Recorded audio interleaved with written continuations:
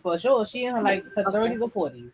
Okay. But anyways, um, every time I come in and I see her next to my mother, or I see her in the church, like in the hallway or something, Hmm. she just have this stink attitude look on her face, and sometimes she be rolling her eyes, and I'm just like, who is you? Like, what? So Hmm. I just be going about my business like I don't care. Like I don't know you. I don't talk to you. The only connection we got is my mother, and you can stay over there, and I'll keep on my lane. You know what I mean? I don't know you, and I don't want to know you. So, Point Why is blank. that question. though? Huh? Why is that though? Your her facial expression. I haven't said not. I got introduced to her and I said hello. That is that. I didn't How'd give you you that. say it? Huh? How'd you say it? I said oh hi. Oh. Like randomly, I was just randomly introduced to her by my mom. So I was Mhm. just like oh hi. But then Mhm. after, um, she, just I see her randomly. I don't be there often for us to even have a bunch of interactions. To be honest. Okay. So you don't know me, I don't know you. I come in and you see me, I see you, and you roll your eyes and you just have like this stink attitude on your face. I'm just like, who is you? So your reason for not liking her is more so based on her reaction towards you, not because there's anything in her specifically that you don't like. I guess so. Like it's just like nobody give. Sometimes you judge a person. Oh, not to say judge, but you look at a person by their how open they are or how welcoming they are with their smile or their facial expression. And if you Mhm. show a facial expression that is not welcoming, how do you expect me to want to, talk to you or hang out with you? You know what I mean? Right. So relating this back to the question that was asked on the last episode, because we're talking about vibing with people or not vibing with people based on something in them that we don't like in ourselves. So do you feel like her personality is similar to yours, or like what? No, no, because one thing that church members will always tell you is Mhm. from since I was young, I'm always smiling. Like Mhm. there's nothing for me to judge you by unless you hurt me. Like, why would I give you a stink look? Like, Mhm. I might not know you, but I'll say hello. This is Goshen or the name of my church. Yeah. Welcome. You know what I mean? I wouldn't just jump just like that and give anybody a dirty look. I Mhm. know my face sometimes be lying on me, but I feel like there's certain points where you just don't, especially when it's a new member, you don't do that. You know what I mean? Because I wouldn't want somebody to do that to me. You think her face lying on her though? Listen, I was talking to somebody else about it who goes to church every Saturday, who's been in Yeah. church from Sabbath school, and even they don't like her because the look that she gives people is just not welcoming at all. Mhm. Like it's not. Is it just the look? Like, does she talk to people a certain way? Does she act a certain way? I've Like, never really spoken to her, and I don't. If you're not welcoming, who's gonna speak to you? Right. If But Right. you have a this face is true. of a person who's looking like the Grinch, who gonna speak to you? Not the not Grinch. but hold on, time out, time out. How do you know it doesn't just take somebody being like, hey, the expression you giving off or the look you giving off or whatever gives you the look of somebody who doesn't want to be spoken to, like not in a way to offend the person, but just to be like, hey, I don't know if this is how you mean to come across to people, but this is how you come across to people, you know. So just an encouragement type situation, since we're supposed to be brothers and sisters. I mean, that's a. She's just like, I don't know about that one. I Yeah, mean, I don't know. that's not a Listen, bad idea. if you give me that look from the beginning, I'm gonna keep my distance. You feel me? Like I'm not going to put myself in a situation that I might represent my church or anybody else in a bad light, especially my Mhm. mother. And it's like that's the one thing where I'm just like, right now my mom is trying to help this person Mhm. find a place to be, like stay, because I guess they need to move or whatever. And all I know is I'm just like, do not bring her here. Just don't bring her here. I'm not playing with y'all. Don't. I'm not playing Here, with you. wait, here in your house or here in your church? Yeah, yeah. That's a whole other situation. You just met this I'm woman. saying. So Yeah. if you're not welcoming now, why would I welcome you into my My personal space? home. Yeah. No, That's gonna be no. like a huge, You huge and plus. church is supposed to feel like it's your personal space. And if you're coming into someone else's church, as we're welcoming you, you need to be welcoming too. Mhm. You can't be in a certain way where you're just like, oh, I want to join this church, but I don't want to be open to new people. I don't want to talk to anybody. How do you expect to be a part of the church if you don't want to talk to nobody? Yeah. Like a church is built upon family. Yeah. And if you cannot be that person, or if you cannot be loving and welcoming, God is love, right? And if you're Mhm. not showing love, what are you here for then? That makes me want to talk about something completely, completely different, honestly. Cause that, Bring it up. huh? Bring it up. I mean, I don't know. I don't want to go off subject because that I feel like that right there opens up a whole different ball game, especially when it comes to like people in like the positions that they have. But I don't want to talk about that right now. But I will follow up with this topic of not necessarily vibing with somebody, um or I can't even remember my own question, but you know what the question is. It's basically about not liking somebody for whatever reason. And I Do spent I a lot not of like you because I don't like myself? right because I don't like myself. Dang, I don't want to say that. But I had an experience a couple weeks ago when I was in training for work, and there was this girl in my group that, like, right off the bat, I was like, I'm not so sure about you. And it had me like sitting here thinking about the question like over and over again, like, what is the reason why I'm looking at you like, I'm not so sure about you? And I was just that I never really got like a clear answer, but it just really had me thinking like, what is it about people like when we see them, it's just like, ooh, you don't seem right. And you don't even know these people. You know what I mean? So it's like it's not like she gave me a weird look like with Crystal's situation, or it's not like she didn't speak to me like you know what I mean? It's just more so like I automatically like read your whole aura, and I was just like, not so sure about that. And then I feel like we do that in general a lot, especially like when we're in groups of people, church, whatever. Like we look at somebody and we're like, hmm, I'm not so sure about you.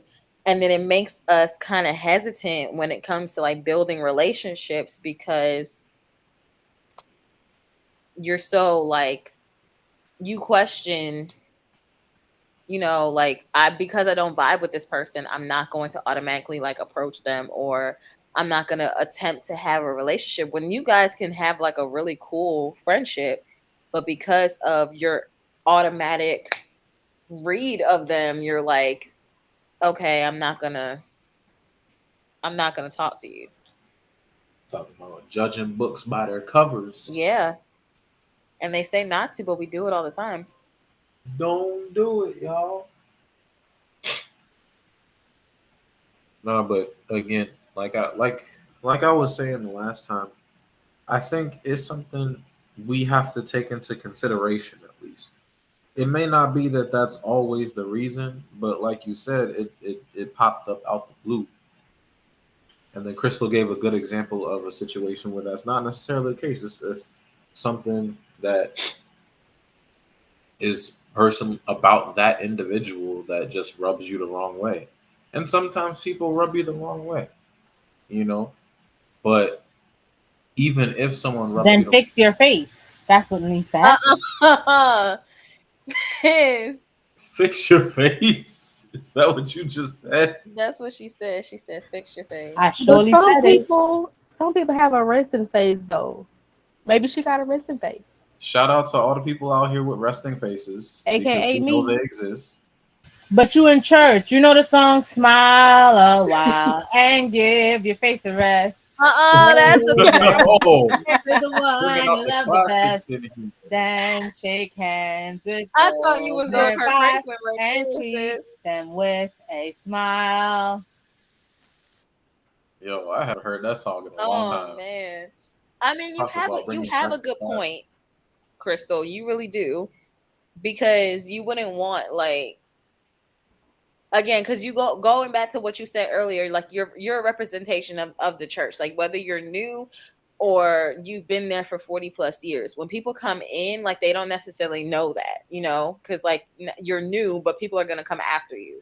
So it's just and I think that goes to like the whole concept of being like Christ. Like you never know who's watching you, and people just have to be mindful and be careful of just how their demeanor is, because like thinking about that, you're like that in church, so how are you on your job? How are you in the grocery store? Like how are you? Oh, time to wrap it up. Oh, you guys know. That reminds me of the Apollo, when it's time to go and they be like womp womp, I just got cut off. Don't worry, Well, we'll you guys. continue this on our social medias. Right. Well, you guys heard it. You know what time it is. Welcome to the Christian Call Center, where Jesus is on the main line and we're on line 2.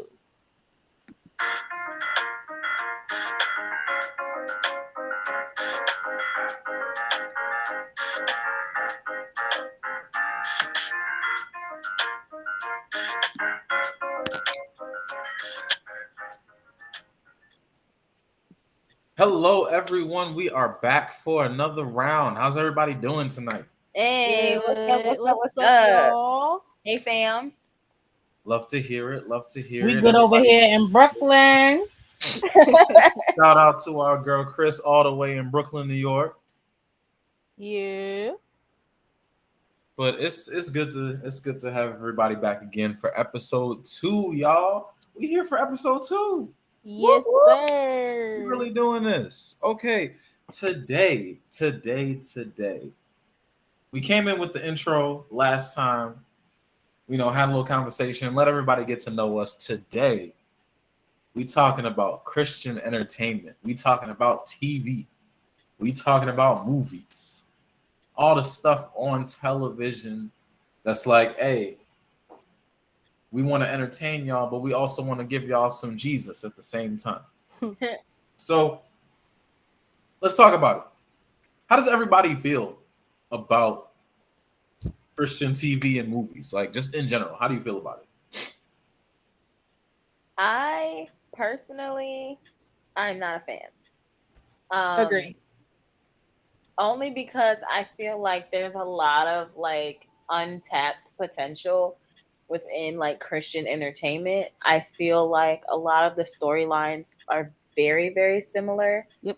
And it just kind of puts, I don't want to say, it doesn't put Christianity in a bad light. It puts Christianity in a one-dimensional light.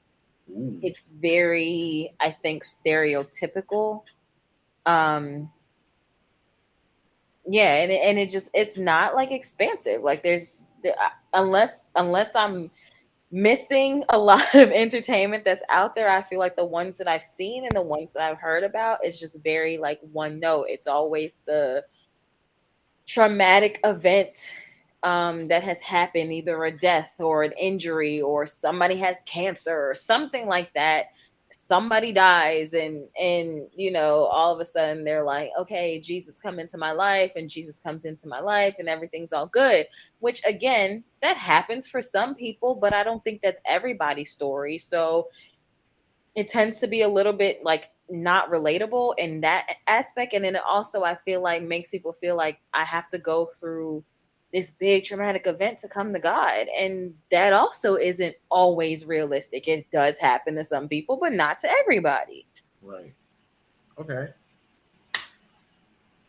Anybody else? Brandy, Chris, what y'all think? She kind of said everything I agree with everything Joe said. To be That's like, honest. you know how people have a group project and they ain't do Mhm. no work, but they sign their name. But hey, if my answer is similar to yours, then so be it, sis. Chris, what you think? You got anything to add?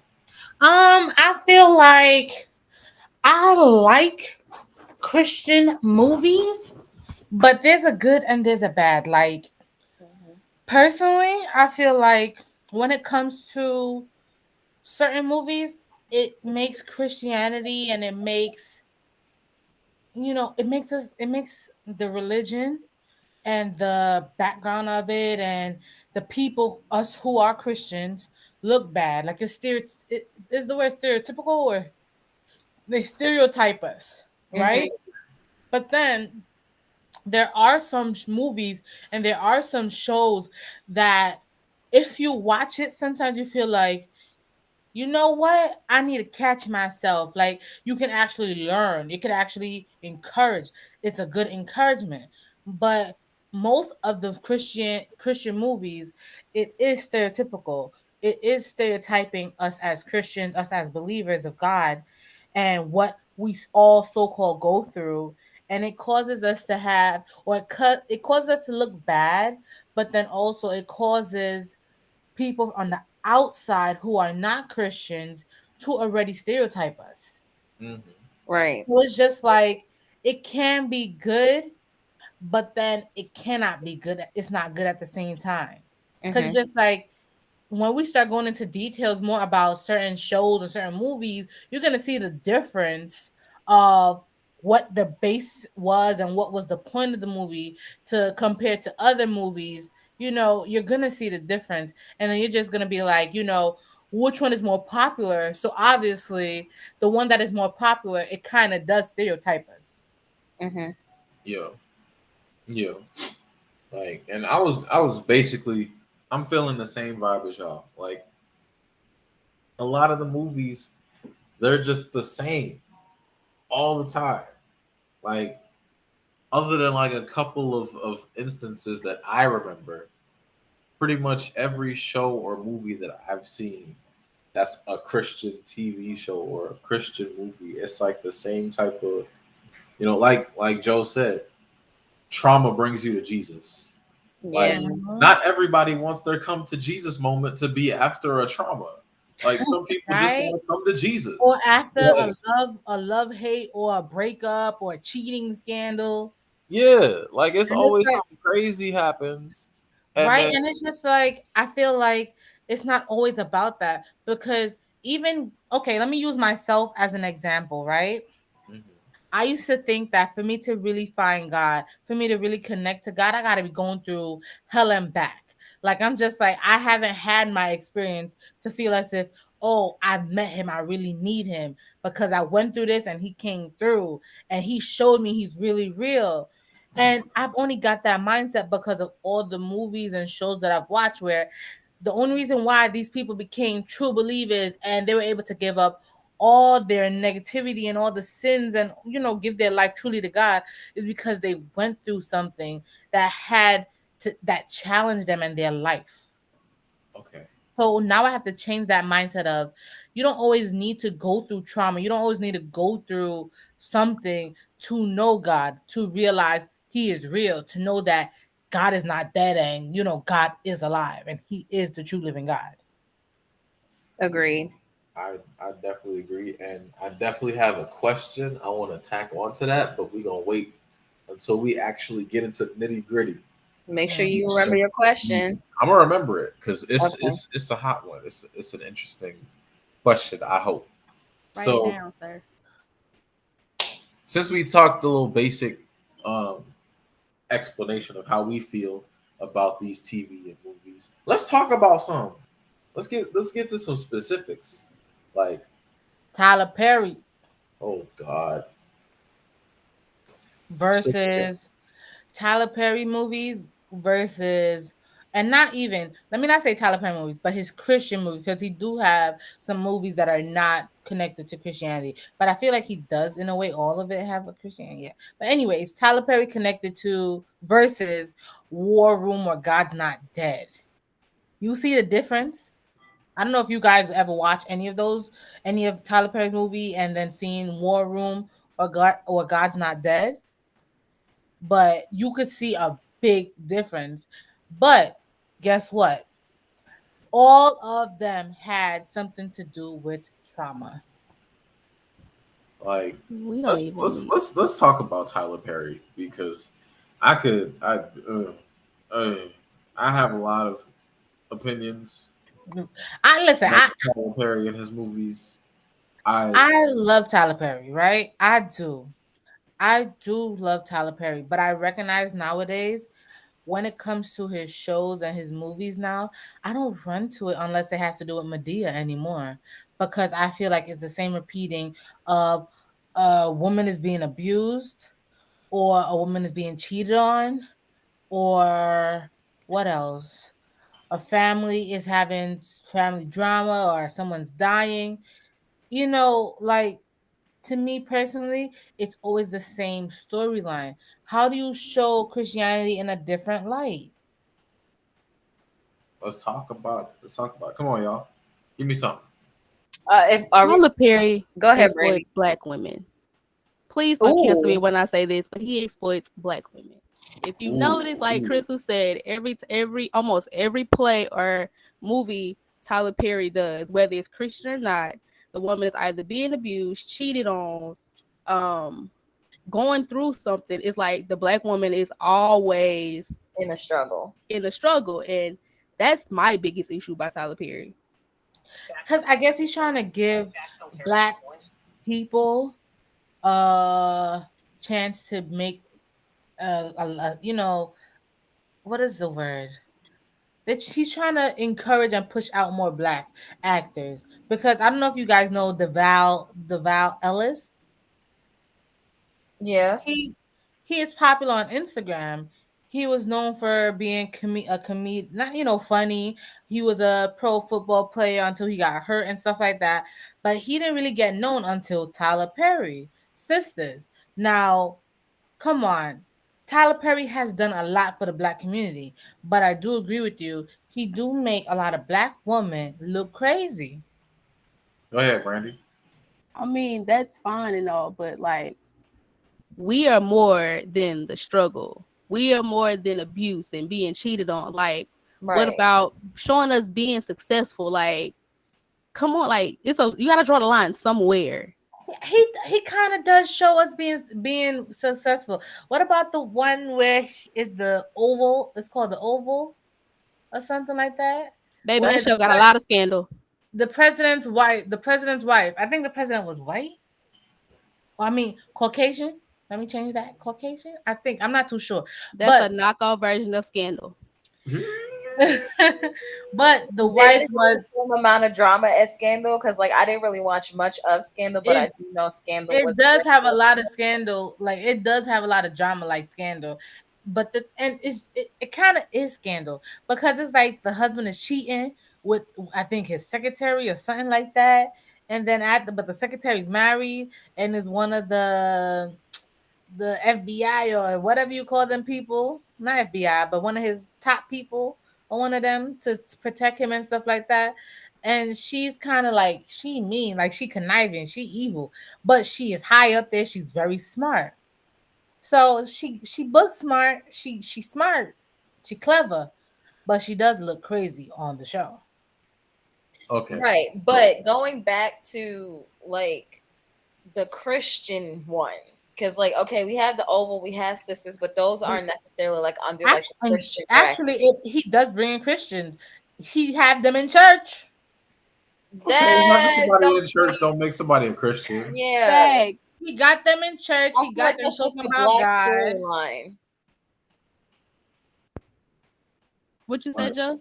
Like, I feel like that's just a black storyline, because I feel like a lot of shows, Christian or not, like they incorporate like black families going to church. I just feel like that's like kind of like a culture thing more than like being. I'm not sure if I ever saw Church in Power. I'm not saying it's every show. Or not Power, Empire.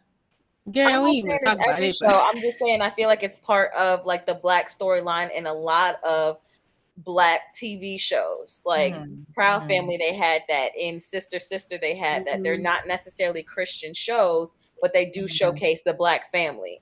And a lot of them do like incorporate them going to church in that, but it's not under the umbrella of a Christian show. I'm specifically talking about the TV shows, the movies, the plays, whatever that Tyler Perry does that's under the Christian umbrella. Okay, like what about my mother's favorite one, Diary of a Mad Black Woman. Let's just look at that title. Let's just look at that title. Right. Exploiting Black women. Okay, let's dive deeper into that. The movie and the play. She was abused. She was cheated on, like exploitation. The Blaxploitation is heavy in Tyler Perry's content. Honestly, I feel like that's one during that era of the Tyler Perry movies that I never actually saw. What? Boy, Diary of a Mad Black Woman was the top. That was the OG. That was my favorite one. Like, I've seen all of the others. Never seen that one. Now, mind you, when you hear that song, Father, can you hear me, Lord? I've seen that clip. I've watched that, and I'm saying when I tell you, we sing that at work. Okay. Oh my gosh. In fact, I'm pretty sure one of my coworkers was singing it today. Like, Father, can you hear me? But I'm telling you, that's the first time I ever heard that song, and I shed tears because it showed a Black woman who left her family because of drugs was able to change her life and come back to church and hit them notes. Then after it showed a Black woman who was upset at the world because it's true, you have a lot of Black women go through a lot of birth, like, what's the word? Help me. Pregnancy or getting pregnant. Is that how to say it? Yeah. And that was her issue, and her husband wanted a child and she couldn't give that to him. He cheated on her. About miscarriaging. Yeah. A lot of the rate in miscarriage is very high when it comes to Black females. And it's just like, he showed her being strong and having to go through that and wanting that support from her husband. But at the same time, he showed her going mad.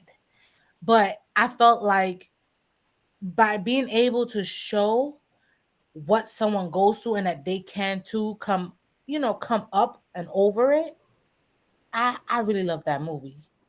I mean, I agree. He does have good messages. Yeah, and why does it have to be off the strength of Black women struggling or going through something traumatic?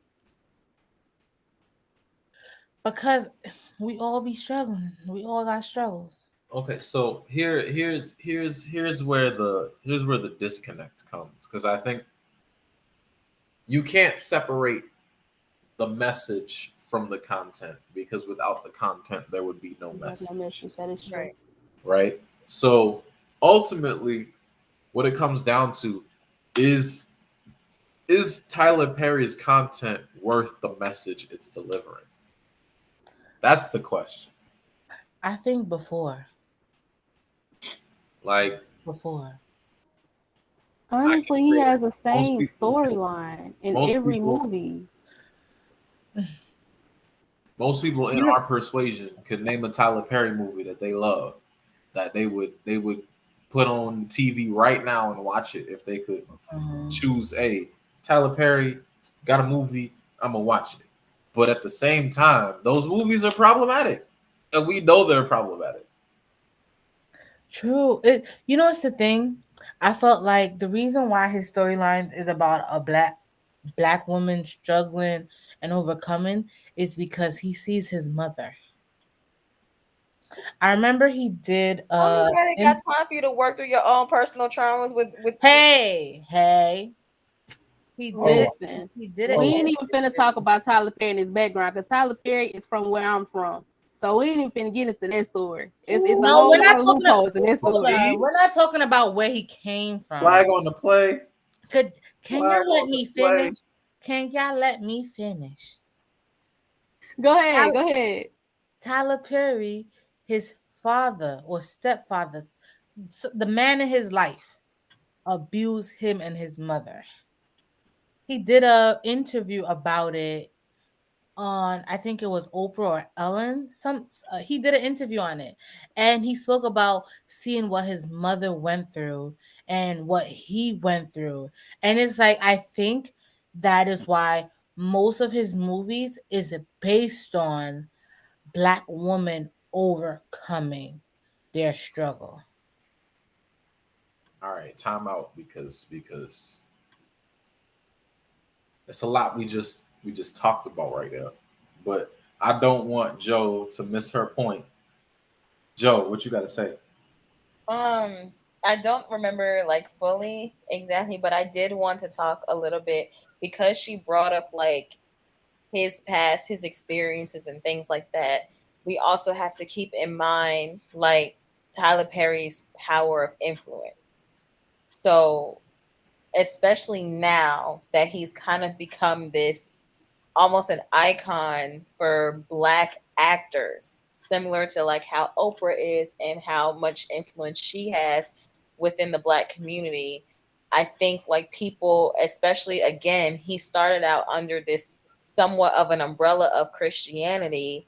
And then you're entering into this realm where you're trying to like, help out a lot of Black people. You have to consider, you know, what's your purpose behind it. And I think that's steering a little bit away from the topic of like their like shows and movies in general. But I want people to consider like this is not oftentimes, especially like as Christian influencers, like including us in general, our power of influence is a little bit different than just everyday people. And I put that in quotes because I don't want to generalize a lot of people, but it's a completely different mindset that we have to have when it comes to like putting out content and like portraying certain things, because it's not just entertainment, it's Christian entertainment. So we have to keep in mind the audience that we're targeting, which would be Christians, but also the fact that other people are going to look at this content as well. What are they seeing? What are they relating to? What are they pulling out of this? Like people have to consider that. And I think that with Tyler Perry, like he kind of stayed in this one-dimensional area when it came to being under the umbrella of Christianity and did not expound from that, which again goes to a lot of Christian entertainment. They stay in this little box of trauma and don't go past that, when that's not what all Christianity is about. Trust and believe, we all have trials, we all have issues, and we learned in our Bible study that it's temporary. But at the end of the day, that does not mean that's all that people have to see when it comes to Christianity. Because I feel like a lot of people, outside, like our friends and things like that, they talk about, that's like the first thing that they say when it comes to us being Christians. It's all the stuff that we go through, because it's always something, because we always complaining. Let's talk about something right there that we all brought up but didn't exactly put a word to: unconscious bias. Yeah. Okay? Because all of these things, like we talked about, Tyler Perry and other Christian movies, which we will bring up because it seems like we really just focused on Tyler Perry. But Tyler Perry is not the only culprit of this type of thing. He's not, but he's the main unconscious bias that these movies and TV shows put forth, that you can only be a Christian after you go through something terrible. Mm-hmm. Like, you can't get saved if you don't go through something terrible. Like, what happens to the people who just experience life and feel like there's more to it and want to receive something that's more? Are you saying they can't be Christians? Like, all of these, like, this is going to be a question that somebody's going to ask. They're going to, like, it may not be a question they ask outright, but it's always going to be in the back of their head. Like Crystal talked about earlier, she said she felt like, because of these movies, like I don't know God until I go through something terrible. Like, everybody's got a testimony, and I think these movies play too much into my testimony has to be something miraculous is not the word I want to use. Something traumatic. I don't even want to use the word traumatic because we've been talking trauma this whole time. Yeah. But like something extreme. Yeah. Like you have to experience something extreme in order to experience God. And I'm like, we experience God every day.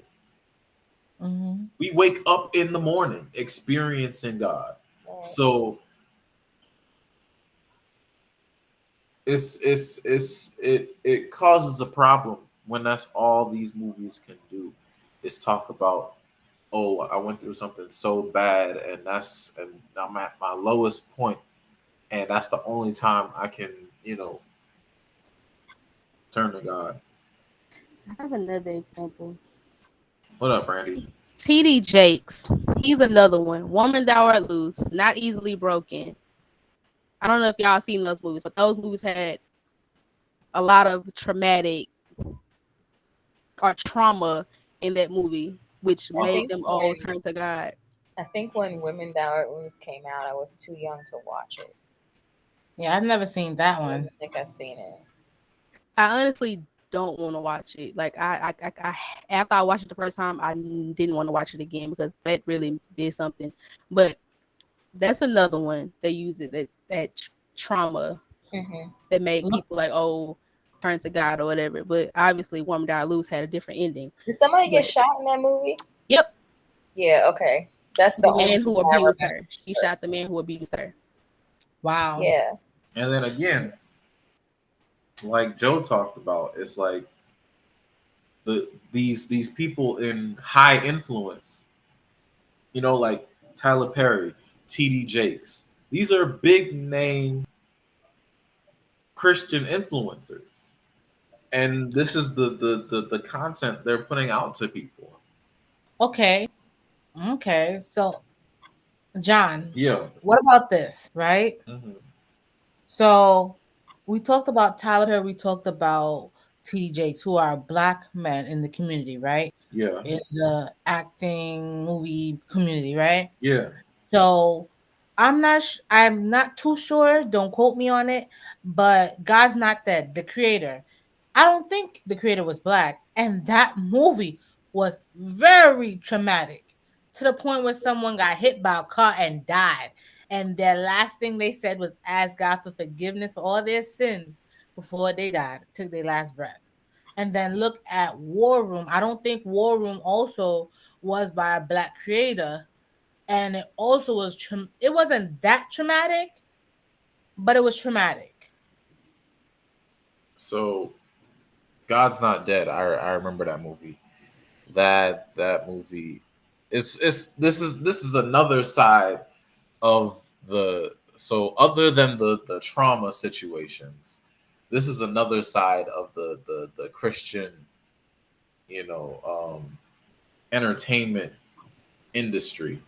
Is somebody is firmly against believing in God, like for whatever particular reason, they just have utter disdain for faith, right? They're like, it's stupid, it's childish, all of this stuff. Like they have all the bad things to say about faith, and then some Christian person, whether a child or a teenager or something, comes in and like has to fight this not physically fight, but argue against this God-hating individual, and then something happens to that God-hating individual to change their thought process. And which, again, fine, because this does happen. because even the Bible says we'll deal with people who don't believe, and we have to, you know, do our best to bring them to a place of belief. We can't force anybody to believe. Mm-hmm. And I want to make that clear. We cannot force anybody to believe in God. You sure we can't even use the you know, the clock, the little "you're gonna listen to me." Girl, not hypnosis. But anyway, Lord. my point is, like, it seems like most Christian media is one of these two things. Either trauma is involved or some God loving versus God hating thing is involved. Brandy, go Some type for of it. drama. Let's switch gears. What about reality television? Oh Lordy. Oh, Preachers of LA. What's the The other way one? she got live for that. I just feel like we need to say a word of prayer before we get into this part. Oh my. Come on, prayer warrior. Come on, prayer So warrior. mind you, this is not my forte. So I'm gonna leave this to the ladies in the conversation because I don't know. Let anything me- about Can I start it? reality television. Can I start it? I mean, if You have the floor, you have the floor. Preachers of LA. I remember the first time seeing the commercial. I kind of got hyped. Right, I was I was just excited. like, ooh, we get to see these preachers on a different note, a different side. And when I saw the first few episodes, It you was like, know, what? Dietrich Haddon, I was just like, He disappointed me. He's Able was not my favorite version for him. Like, that version became not my favorite version anymore. Like, I was He's excited. I don't mean to cut you off. I'm sorry, but I was excited to watch the show because I was a huge Dietrich Haddon fan. I love his music. I love his preaching. But when I saw how he portrayed himself on that show, it really made me see a different side of him. Mm-hmm. And then some of these other preachers where they were, is it boastful is the word? Yep. You know, they showed off all the things that they had. And it made me wonder, like, if you have all these things, does everybody in your congregation have these things too? Because how is it that you're able to drive a A luxury car. Yeah, a luxury car. Like, is it the not Burberry? Listen, I don't know much about cars, but is this one where it got a B and an R or something like that? You But talking it's about a Bugatti? yes, and all these other luxury cars. How do you have this and you was just a regular pastor? And hold on, these are so-called pastors and preachers and ministers, but they don't act like it. I understand they're men and they're human at the end of the day, but come Aren't on we now. supposed to be humbled? Like, aren't we supposed to be humbled? Well, hold on now. Here's where I kind of draw the line just a little bit now, because I feel like a lot of times we talk about like pastors who are rich per se, and there is nothing wrong with that. Like, God wants us to live an abundant life. We all should be there. But he said Some to be people humble. are like not tapped in. However, there is a line that is crossed when it becomes like a boastful thing. It's like, because you make all this money from the church, it's almost not even about the church. It's more of a business. That's two completely different things. Because I don't want people out here thinking like pastors can't have money. They surely can, because that's what God wants for us. He wants us to live a good life, whether that's through money, that's through influence, whatever the case may be. He wants us to have that. But there is a line where you start treating church like a business, and it's just like a job or a career, and it's not necessarily about how you are shepherding your people. That's where the issue comes in, especially with shows like this. To reiterate, church is not a cash cow. For real. Stop treating it like it is. And you know what? I'm not gonna lie. Seeing things, especially at Preachers of LA, and even just back when it comes to movies, Christian movies, where especially they portray the pastors to be these pastors who they got to be boastful, they had to look good, they had to drive in a nice car.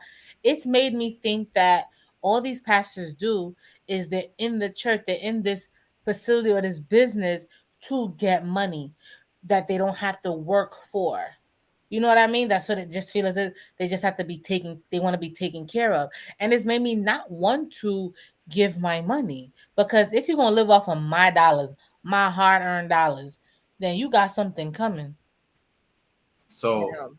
I remember once talking with somebody, and they said if they really wanted to make money, they would become a preacher, because being a preacher is the best racket you could do.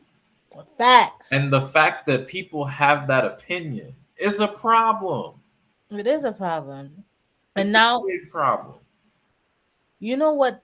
Even just thinking about this, us talking as we're going, it's made me have to ask myself, is there any positivity when it comes to Christian movies? Like, as in, like, is there ever a happy movie where there's nothing that has to be boastful, nothing that has any drama in it, nothing that has any trauma, or nothing that has to do with someone who is angry, other than VeggieTales or the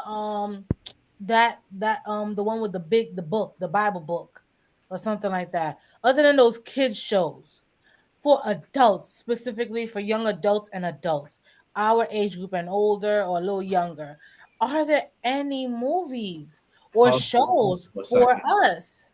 Pause for the cause for a second. Shout out to the Christian kids shows. VeggieTales. Things are clutch. Oh, no. hated that Shout out show. to the old version of VeggieTales. Yes. Christian- Thank you. Old version, new version. I hated VeggieTales. Randy. Whoa. Exit stage left. Whoa. Okay, you No. can go sit in the corner because you're now in Good college. night. It was good talking to y'all, but I gotta go. You have a I nice hated night, it. Randy. Hold on.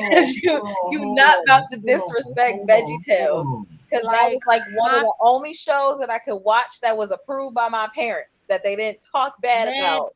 I had 3ABN, and VeggieTales was my favorite. Listen, if I had to feel like a child, it was VeggieTales. I could watch TV any day. Knew every song. I knew every word. I was looking the silly songs with Larry. Come on now, the song with the computer QWERTY. Man, I have a little Christmas CD of VeggieTales. There's this one. It was from the island. It was the island one. I don't remember what song was it. I'm always listening to it. I know what you're talking about. I don't remember what it's called though. I know exactly, but it's the Christmas Island version.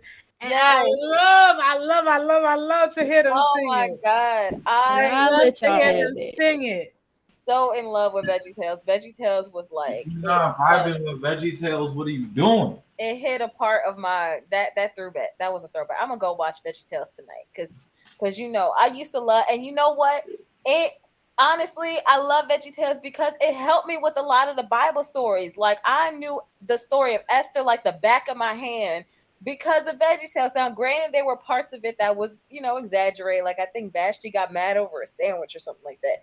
But like they had to modernize it a little bit. Yeah, like it was definitely exaggerated, but like the main part really helped me to like see how, like the whatever vegetable she was, like she gave herself to the cause, and it helped me be interested in wanting to like know the actual story. So like I watched, the story of Esther, and then I went and I read about the actual story of Esther in the Bible. Same thing with like the story of Jonah. Like I went Jonah. I remember that one where he had to go climb this it was, what was it? This same hill or whatever, and then he had no shade and nothing. Man, I remember all of that. I'm telling you, man. Not only did it encourage you to read and be interested in the biblical stories, but it also encouraged you to eat your veggies too at the same time. So like 2 birds with 1 stone. Do you know how many times I was in the grocery store singing "If You Like to Talk to Tomatoes, squash can make you smile," and I'm over here pointing out, "Ooh, that's a squash. That's Larry. That's Bob." Like me naming all of the vegetables. That was funny. talk about positivity. Hey, you missed out, Brandy. Talking I'm about gonna positivity. reintroduce you to VeggieTales. Why is I'm it good. Right. so- And not only VeggieTales, but even I don't know the name of it, but it was this one where it's two kids and they would time travel with a robot into the Bible, and they would Adventures in Odyssey. yes, and you're able to like actually see the actual stories, and they're living in that time with these people, seeing everything that is happening at that very moment, what happened at that very moment. You know I'm what's not funny? gonna lie to you, those were what encouraged me to want to learn about the Bible. Those was what encouraged me to want to even think that the Bible was interesting. You know what's crazy though? And honestly, I don't ever remember watching that on TV. I remember listening to that on the radio. Yup. Oh That's no, a I've never throwback. heard that on the radio. I heard that on TV. I watch it on TV. We used to listen to it on our way to Bible study because it used Tuesday to come nights. on Tuesday at evening. 6 or 6:30 on the radio. And as we was traveling to church, we would listen to it because church started at 7:00. I remember that. But I never watched it on TV. Shout out to that radio station in Colorado Springs. Maybe I lived on the rock because I never heard of that show either. Oh my Lord. So I guess what I heard is VeggieTales and Adventures of Odyssey movie night, right? Okay. TV show night, but yes, because we got to get TV show Brandy night. on this train. Like she got to experience the silly songs with Larry. I told y'all I ain't like VeggieTales. I ain't like it then, and I don't like it now. Not So I even ain't no the watching it. hairbrush song, the Mm-mm. cheeseburger song. It was all lame to me. Everybody's got a water buffalo. No. All right, I'm done. Anyway, You done hurt Joe's feelings, bro. my feelings I'm are hurt, sorry. for real. I just didn't like it. Man, no, You done and my hurt. feelings- I'm You done determined. hurt my I'm little now that sis. we talk about VeggieTales, I'm so determined to find this song. Like I really am. That's fine. You go ahead and find it. But I want to hop back Which on song is she talking about? The Caribbean, the Caribbean Christmas. VeggieTales Oh, Caribbean Lord. Christmas. But I want to hop back on this reality TV train because we talked about Preachers of LA, but I want to talk about something close and dear to my heart. Oh boy. Preacher's Daughters. Good, that show was wild. Never heard And of how trashy it was. That Oh. show was wild. I'm Oh, disappointed. Trash. trashy. Oh my. Literal garbage. Oh, oh my. Sewage. Thrown away. Oh my Incinerated. Everything. Lock it Tell us up. how you really feel, sis. Throw away the the keys. All of that. Those are one keys that God will not retrieve because it needs to go somewhere. Oh, Jesus. Wait a minute. That did not need to be. Okay, don't get me wrong. I get the premise. I get the showcasing because this is what we asked for, like showcasing the real. However, that right there was I don't know. I have a lot of questions. About that one. I'm concerned. Don't get me wrong. This about this and show. it goes back to the whole stereotyping conversation because they always say preachers' kids are the wildest ones. And then you bring a show like that on, and it's like, well, they think everybody's like that. I couldn't stomach that show. Like I really couldn't. I was hoping that finally, okay, somebody like me is on TV. Thank God. And now I can't even watch it because now here my dad is going to lecture me about what these girls are doing. That ain't me. That is not me. And you are Talk not about that learning preacher. from Like, other people's mistakes. Yes. Am I right? I'm like, oh my God. I was like hoping, like, okay, cool. Like I finally got a TV show that I could watch. It's Christian related. It's talking about preacher's daughters. I'm a preacher's daughter. Cool. We all good. Then I see homegirl over here, baby out of wedlock. Homegirl over here, the whole adult entertainment star. Homegirl over here. I don't know what was going on with the other girl, and this is just season 1. I couldn't even get past season 1. And I think there were 3 Oh, seasons. it gets worse. Season 2, one of the girls came to church hungover. She just came off of bed and like literally 3 hours before church started. You see that? I just no. See, just put it in a little box. I wonder where these girls are now. Yeah, flag on the play for real. This is too much. That wasn't it. To me. It just wasn't Like, it. See, I found the song. Oh my God. People wonder why I don't watch certain television. This is why. Hold on, John. Let Crystal play her song real quick. Okay, we're gonna have a short intermission. The name of this song is Angels We Have Heard on High. It's a song that says Merry Christmas in Jamaica. Jamaica, man. Angels we have heard on high, sweetly singing o'er the plains and the mountains in reply, echoing their joyous strains. Shepherds, why this jubilee? All right, wait. So this was VeggieTales? Huh? This was VeggieTales? Yes, girl. Girl, send me this. VeggieTales. Send me this. I'm gonna send it to you, right? Like, Oh my I'm about to God. teach this to my nursery kids. man. Oh my So we God. can be Oh, ready Lord. for Christmas. whatever Christmas concert we got.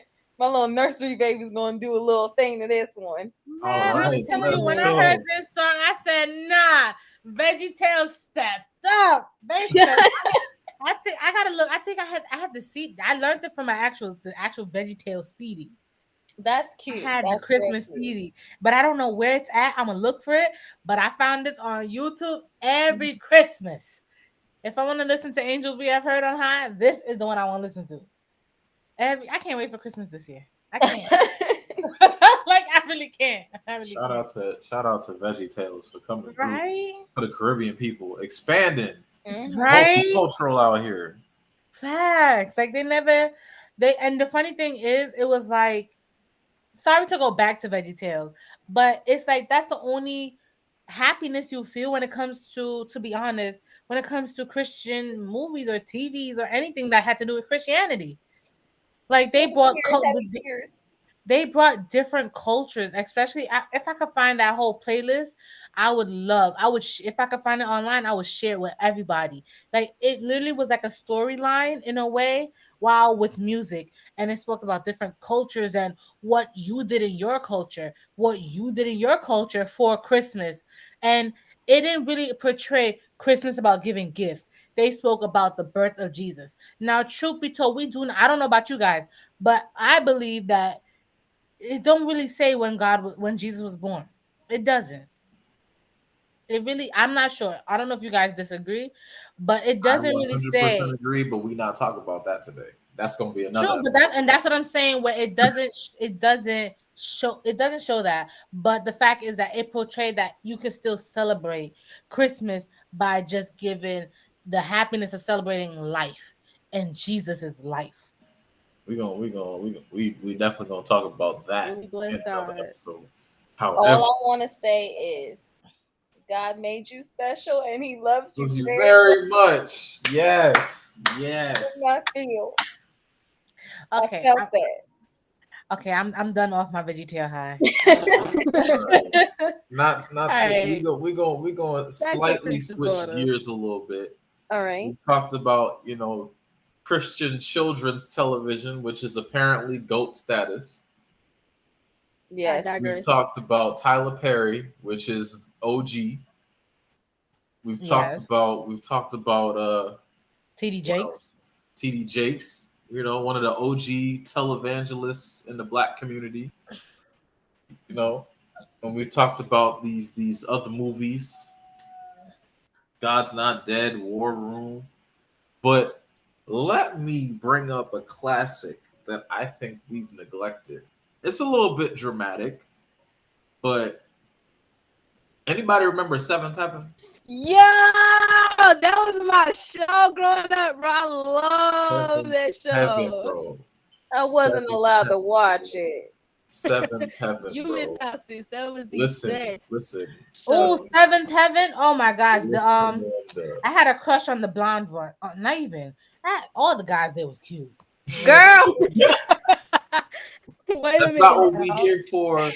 But Jessica Biel. I'm a female. I is a female. We're not talking about that though. I is a female. All of them was cute. Just letting them know. Listen, we're not talking about that. However, Jessica Biel is a crush to this day. Focus though. Anyway, Seventh Heaven was Seven. real. Okay, Seventh Heaven talked about a Christian family where like they were already believers. That was what I liked about Seventh Heaven. And the dad was a preacher. Right. Like it was about a family of believers who went through real life situations. Like I think in one they went through, you know, the kids dating and going off to college and you know, dealing with bad influences at school and all types of real life stuff, but under the lens of this is a Christian family.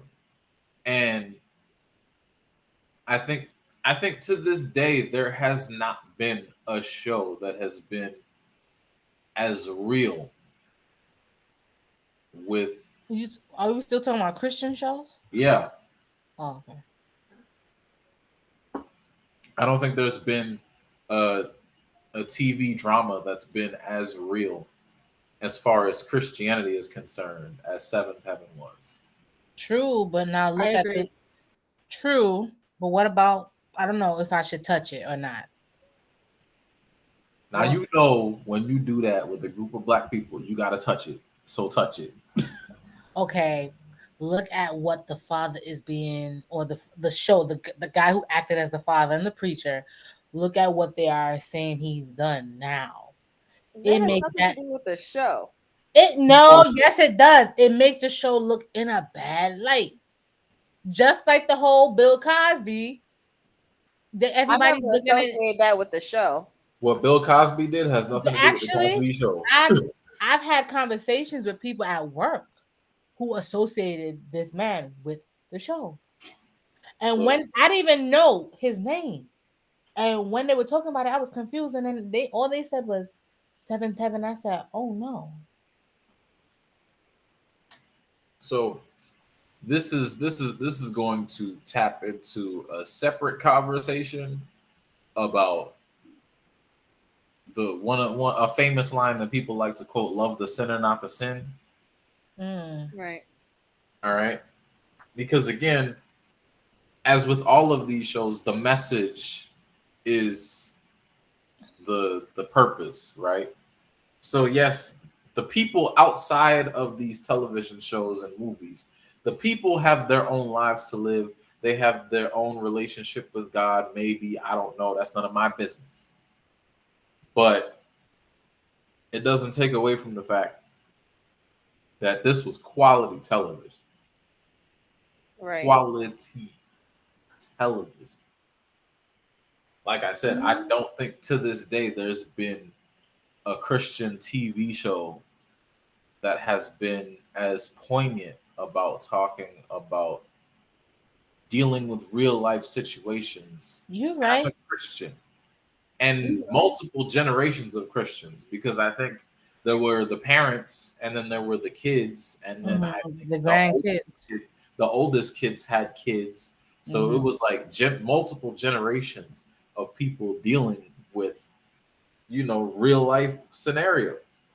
You know, now that I think about it, you know when how Lucy, I think that's her name, Lucy, how she got proposed to, where the guy brought her to a restaurant, then the whole family was in a next side of the room, like in a private room, and he brought her over there and she got proposed to in front of all her family and friends. That is where I want that same exact proposal. Yes, thank you, Seventh Heaven. Thank you. That's all. Yes, thank you, Seventh Heaven. That's what we pulled from the show. Girl. You know, Janelle, keep that in mind.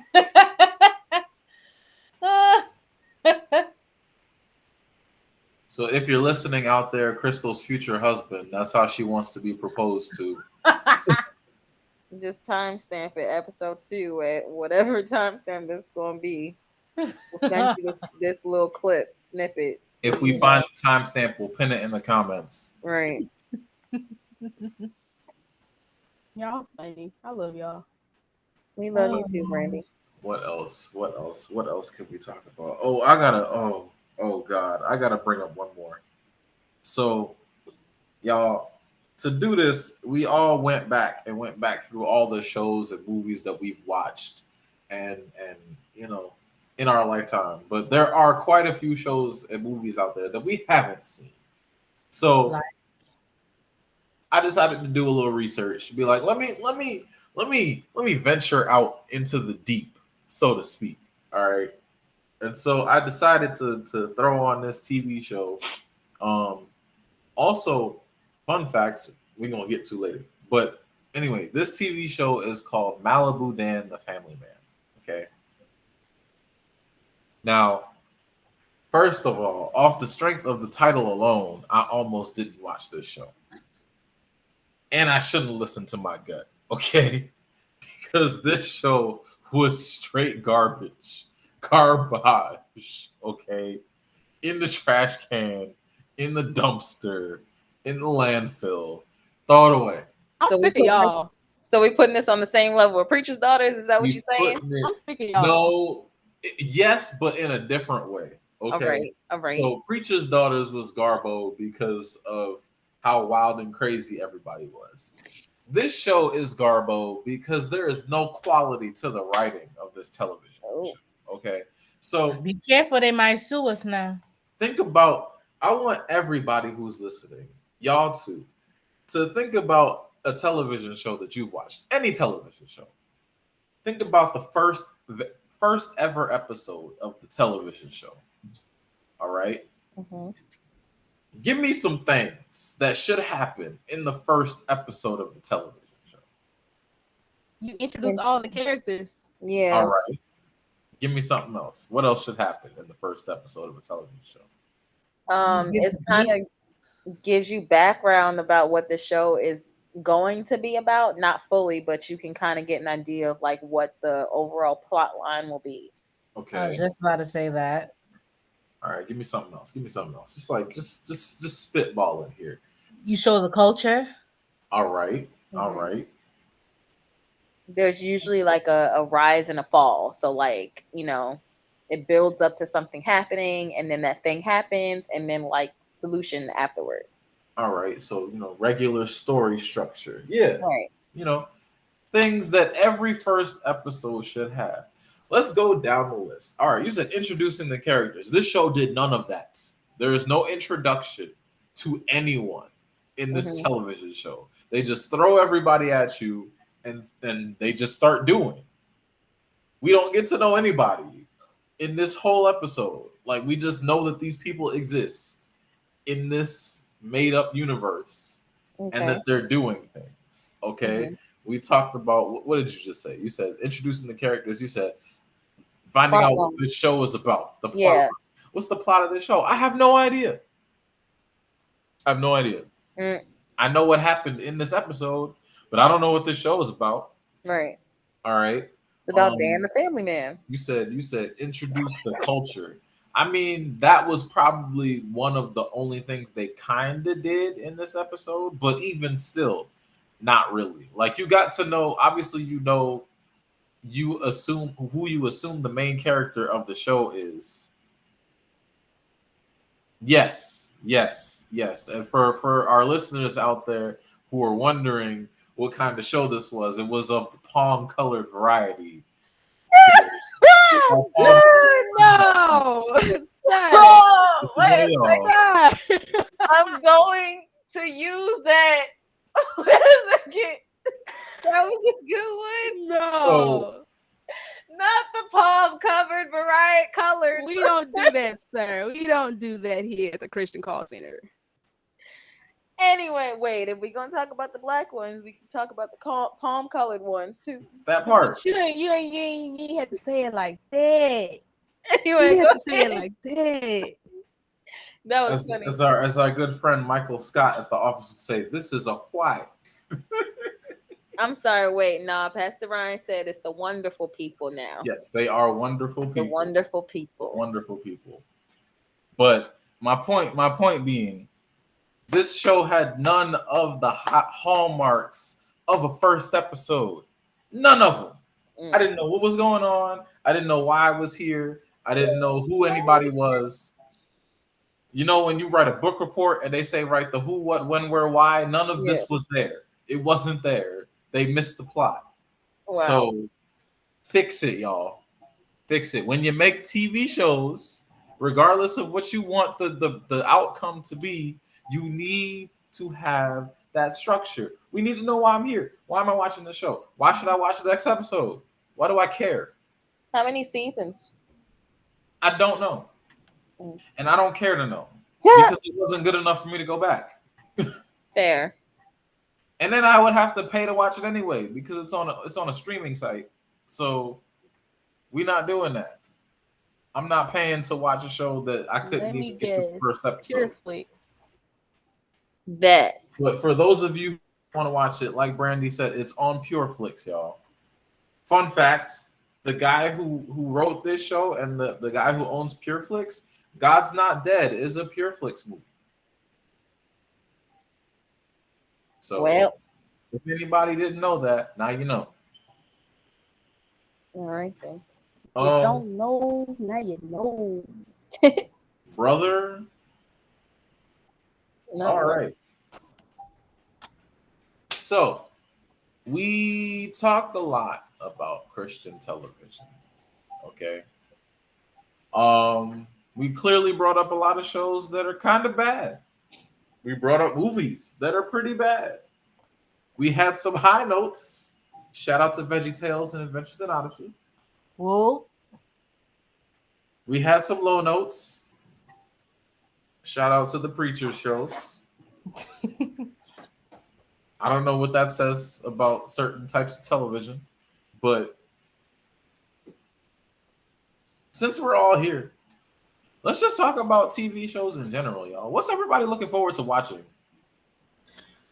Batman. I cannot wait. I'm finna be front row and center at the theater March 4th when it come out. You said March 4th, so we going to the movies March 4th? That's the same day we're releasing this episode. Hey. Afterburner at the Batman premiere, y'all. Well, I'm gonna be in Houston, so I'll just call in.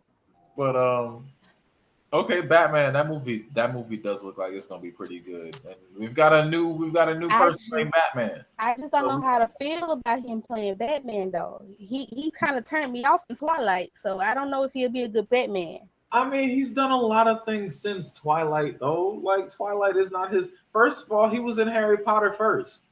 Let's not forget, my man was Cedric Diggory first. Before he was Harry Potter Cullen, he was Cedric Diggory. Okay, so let's get that straight. R.I.P. Cedric, the one Hufflepuff we never got to know. However, hold on, Robert Pattinson is gonna be Batman? Yes. Yep. Where have you been? Have you been under a rock? I ain't see the face. Yeah, I saw the commercial, but I didn't really see the face.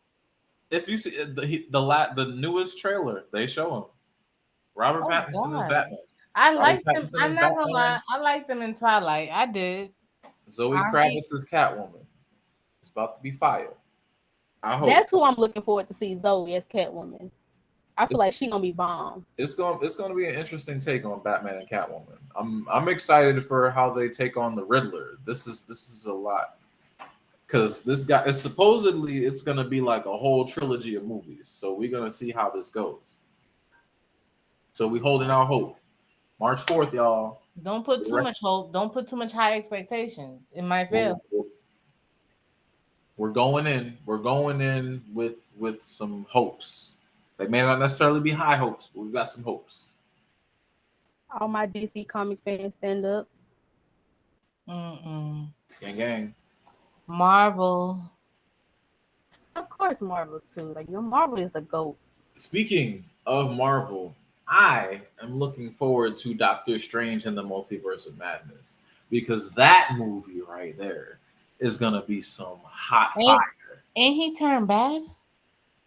So if you are up to date on all of the TV shows and movies, then you know a little bit more about what's going on in there. Yeah, he did. What he did for Spider-Man caused a whole issue. It's a lot. It's a lot. The Multiverse of Madness is, as it says in the name, gonna be some madness. But we're here for it. We're here for everything going on in this movie. Doctor Strange 2, y'all, watch it. If I'm you're just a ready Marvel for fan, watch it. If you're not a Marvel fan, watch it. It's gonna be good. I'm just ready for the new Black Panther. I was just about to say that. They need to bring that new Black Panther. I think Black Panther 2 comes out in 2023. So that's let's have some theories going. Who y'all think is going to get the baton since Chadwick is gone? The sister or the girl, his girl. What's her name there? The only feasible choice is Shuri. Mm-hmm. Isn't that how it play out in the comics? I didn't read the comics. Yes, actually, a couple of people become Black Panther, but Shuri is the current Black Panther, I think, or one of. She becomes Black Panther for a while in the comics, so pretty sure that's how it's gonna go. It's gonna be interesting to see how they play this since he's gone now. But yeah, what about you, Joe? Everybody else talking about all the movies? Well, right now, what's on my watch list? There's 2 shows that I want to watch. Is I want to see Bel-Air. Oh yeah, I want to see how they kind of took the original Fresh Prince, because I know it's not a comedy, so I just kind of want to see how they turn that. And then there's a show that just came out on Netflix that I kind of want to watch. It's called Inventing Anna or Anna. The scammer. But yeah, so it's basically like I think, if I understand correctly, it's this girl who's currently in prison. So it's based on a true story.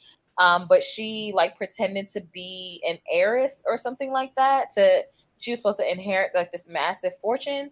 And she like scammed a whole bunch of like companies, and she like lived this rich lifestyle pretending to be this person that didn't exist or did exist but wasn't her. I don't know. I haven't seen it yet, but I'm kind of interested in watching it. Don't judge me, okay, guys? Okay. I cannot wait for the new Proud Family to come on. Girl, I just seen both episodes. You will love it. Oh, why would anybody judge you on that? Because it's still a child show. Okay, and it's the Proud Family.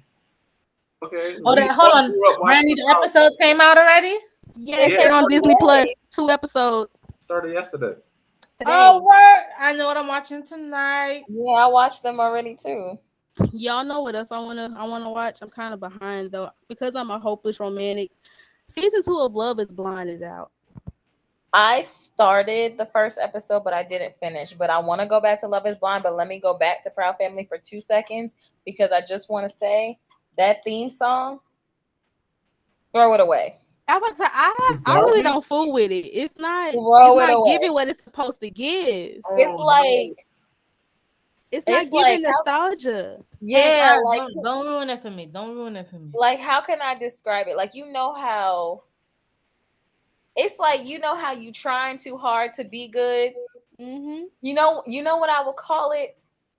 Appropriation. That's how bad it is.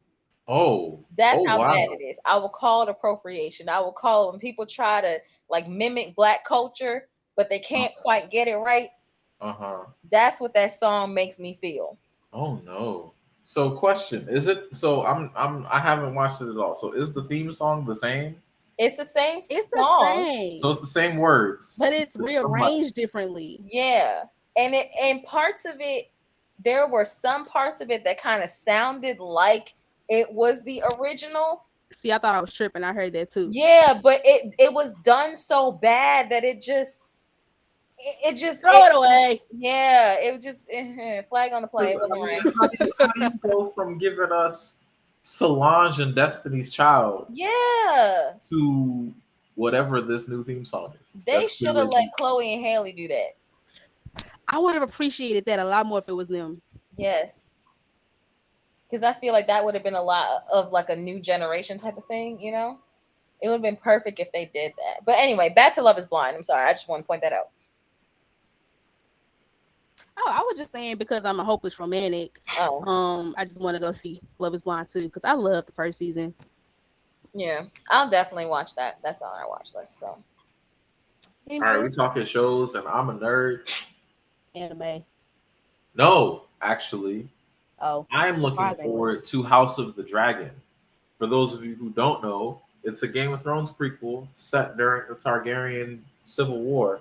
So for all you Game of Thrones heads out there, new show coming. We don't know when it's coming. Hopefully it's gonna be in the next couple months because that's when the original Game of Thrones debuted. So House of the Dragon, get in there, y'all. If you got your HBO, watch it. Crystal, I you don't got a know. show? I'm afraid. Like I had my expectations for Game of Thrones was so high that I'm not sure. Listen, I get that. I feel you. But look, okay. George is in there. He's in the writing room. It's not like What Game of about Thrones. Jon Snow? I want Jon Snow to be in there again. He's not going to be in there because it's not about that era. It's about the past. They need to connect Jon Snow in that era. They're not because he's not involved. This is a totally different set of people. This is before all of that. This is a set 150 years before the events of Game of Thrones, the TV show. Fine. Fine. What about Bridgerton? I'm sad. I've never even seen that episode. I heard it was really good. It was amazing, and the main star of Bridgerton is not even coming back for this season. Why? I don't know. I think he got other shows to film. But he was so hot. Like, why are you not coming back? Well, I've been binge watching Grownish lately. I need to finish I haven't gotten into Grownish. I actually like it. I'm on season 2. Yeah, I think that's where I stopped. I think it was season 2 and I didn't quite finish it. Well, yeah. Well, I think the problem with a lot of these shows is they start doing too much. That's fair. And that's when I have to be like, I can't do this no more. But anywho. All right, but we talked about Christian TV. We talked about our personal favorites. And for all you listeners out there, if you've got some shows and TV and movies you want to recommend, Christian or otherwise, drop them in the comments, please. Because we love to know what everybody's watching. You know, let's build a community of entertainment enjoyers. Put us on some of the shows and movies that y'all are watching. That part. Right? Maybe we can do what's the word? We can talk about one of the shows for our live. And if there's a Christian TV show that we need to watch because we kind of talked a lot about the bad ones, put us on. Let us know if there's some shows that is worth watching under the Christian umbrella. For real. Because we would love to have them. Because we need them. Or if you're going to make one, please. That's good. For a fact. Like, maybe we need to reach out to Tyler Perry. Like, sir, change up your ways, sir. Maybe he needs to give somebody else a chance to do something. Fair. But we get into that time, y'all. It's about that time. It's about that time. I know when that hotline blink, I can only mean one thing. All right. It's time for the hotline question, y'all. Okay. We're going to get our number generator going. Everybody pick a number between 1 and 4. 3. 2. I got 1 again. The number is 3. Who got 3? You know, it's funny. In the last episode, I think we chose the same number. That's what Brandy got chosen again. No, I got chosen the first time, but this time it's Brandy. All right, y'all. So I have a question. Who are you asking? Oh, listen. Joe. Oh, question. Get her. Do you believe a lot of people really want to live for God But because they're worried about the way society look at them, they won't. I believe the answer to that question is yes. I do think that people want to live for God, and I think society does play a lot of influence in that. And I think that also connects with our conversation that we were just having in regards to Christian entertainment too, because what's being portrayed as Christianity doesn't necessarily help. So I think, and I'll speak a little bit from personal experience.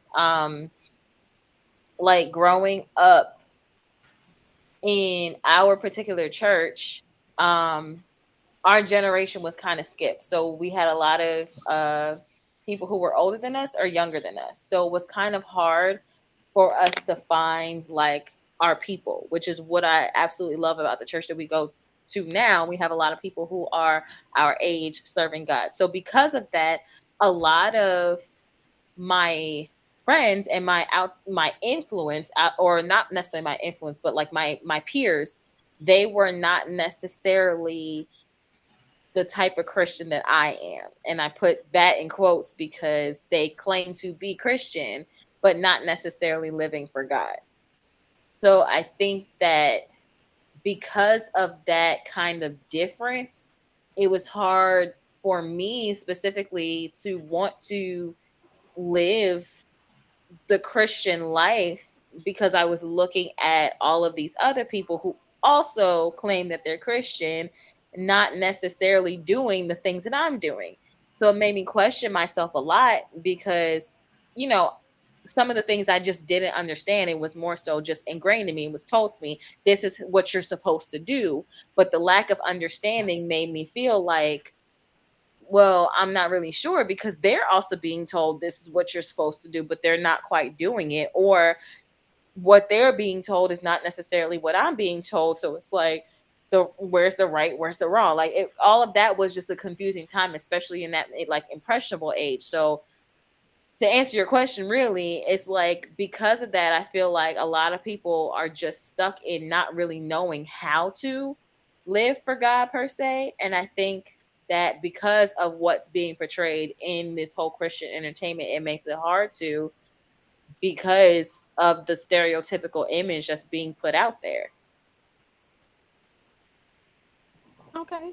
Anybody else would like to chime in on that? Yeah, actually. Because I'm just thinking about, how everybody's in a different stage in their walk with God, you know?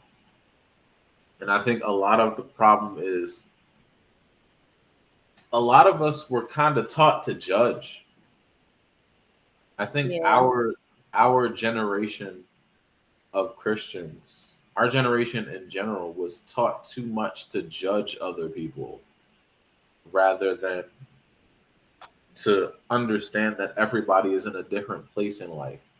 And it's not our place to tell people where they should be, Yeah. whether it's in their walk with God or in anything else in life.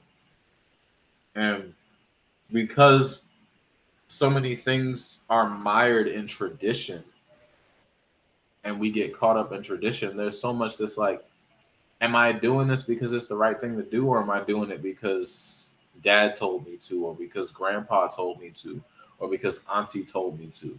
Like, and I think that's another big problem with quote unquote living for God is how much of it is really living for God and how much of it is I'm doing this because it's a tradition that's been passed down over generations and it just happened to be sucked into the church because so many people do it, Mm-hmm. you know? But that whole thing might be a different part for a different day. But that's my 2 cents. Mm-hmm. What you think, Chris? Um, I feel like I agree, but then at the same time, I don't know. Like when I think about myself, I remember being in high school.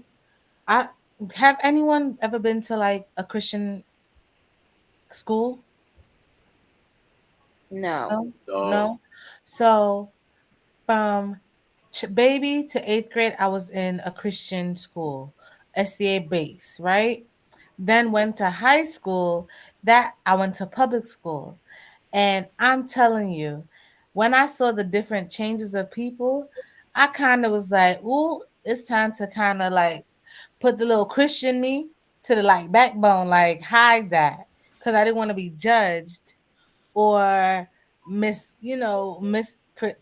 I didn't want to mispresent. Is that a word? Yeah. Like mispresent or whatever.